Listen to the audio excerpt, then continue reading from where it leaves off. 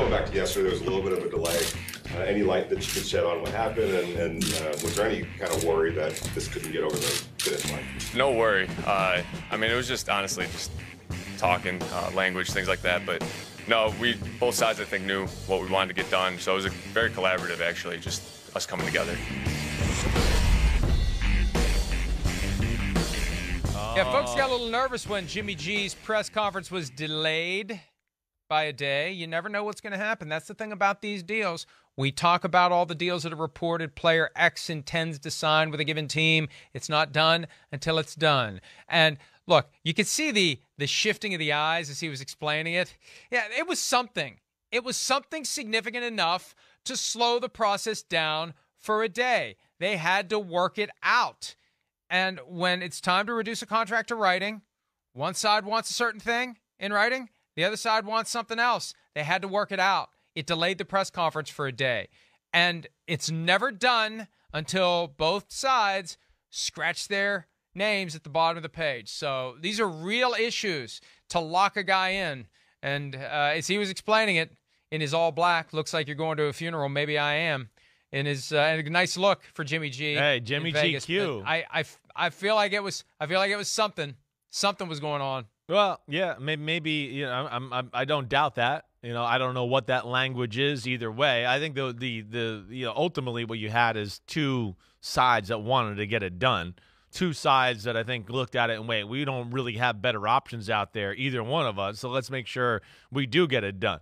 You know, we've discussed the Raiders. They're in a little bit of a tough spot as far as they might not be in a spot to get a franchise quarterback in the top 10. There's prior history with Garoppolo. They're comfortable with that. He knows the offense. Garoppolo, there was nowhere else to even go other than Houston. And Houston, you know they're taking the quarterback at number 2. So this made sense, I think, from all angles, and we'll see what they do. Jimmy G played really good last year before he got hurt. Looked like it was on his way to one of his better years of his career, honestly. We'll see if McDaniels can get the best out of him and how that Raiders offense looks going forward here.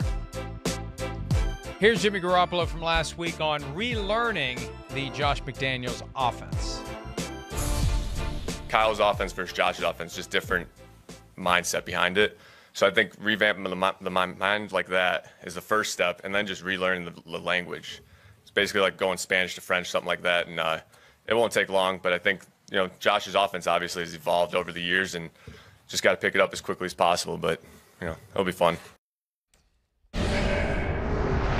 Yeah, I don't know that fun is the right word. I mean, Chris, you've talked before about how complicated and convoluted it can be. And, yeah, you have to unlearn one, relearn another one, get reacquainted. It's been 6 years, 5.5 years since he was with the Patriots. So that's a long time to be with Shanahan, and it's a lot of work that he needs to do to get ready to go. But the familiarity is there. It's better to have somebody who at least knew it at one point than somebody who's never learned it. Yeah, that's right. That's exactly right. The train tracks have been laid down as far as, you know, okay, maybe a few things have changed here and there as far as what they used to call it back in New England 6 years ago and what Josh is calling it now with the Las Vegas Raiders. But he'll know the base premises of that language. And, yeah, it's a totally different thing. Again, Shanahan's rooted in the West Coast. His dad, you know, from the 49ers back in the day and all of that. And then Shanahan, of course, with John Gruden. And then McDaniels in that offense is from a totally different tree. And as, you know, we explained, it is a different language. It's totally the opposite in a lot of ways. But the fact that he's been there and done that won't make it as tough to learn for sure. And, you know, I don't think it's going to be an issue for him as we go forward.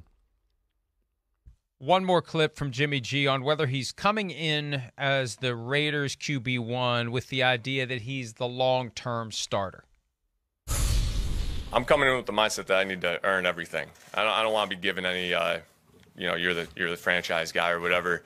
I want to come in and earn it. I think that'll come through hard work, working with the teammates, being at the facility. All those little things will play a role. But, yeah, I don't want to be given anything. I want to earn it.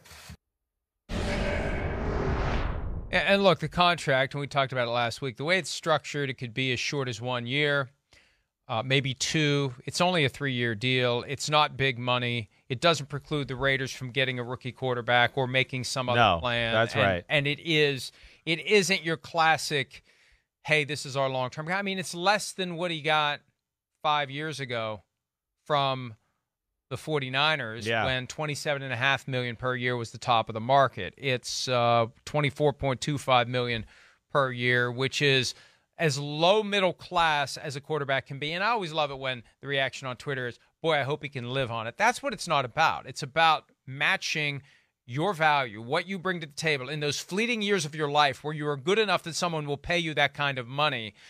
Do you get what you deserve? And I think where he is right now in his career, I think that he did better than I expected at $24.25 million on a 3-year deal. Yeah. I think it probably helped that he had, two teams that it sounds like that were very interested in him that had, prior history. Nick Caserio being from New England, running the Texans now. Josh McDaniels being from New England, running the Raiders. That probably helped his market price a little bit, Mike. And he's a good starting quarterback. Yeah, he's, not that top-notch, top 10, top 12 guy in football, but the middle of the league, somewhere between 15 and 20, that's about where he is. But showing you can win football games, and I think it's the right move for the Raiders. Like you said, I mean, one, it protects them. Hey, we got a quarterback. But two, the contract, the way it's set up, if somebody falls to them at number 7, well, they oh, wait, we didn't think this guy was going to – we're going to draft him at quarterback. And then you're right. They're not devastated by that. And even the pick at the top of the second round, they're in that spot where they could take a second-round quarterback like Jimmy Garoppolo. He was drafted in the second round, or make that trade late up into the first round too there. So I think this thing gives them wiggle room for all possibilities, let alone, most importantly, protects them and at least gives them one guy they know can start and play for them. This is an observation that is going to qualify me for today's Captain Obvious Award. But top 5 quarterbacks. Yeah. Only 5 teams have top 5 quarterbacks.